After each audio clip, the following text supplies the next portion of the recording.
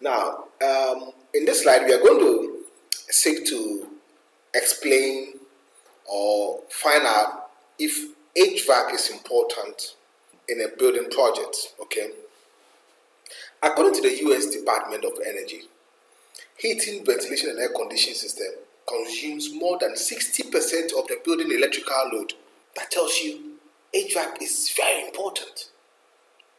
So the heating, ventilation, and air conditioning picks about 41%. Refrigeration takes about 6%. Water heating takes about 14%. So overall heating and cooling is around 61%. Okay, so it is a very important subject matter which should be considered.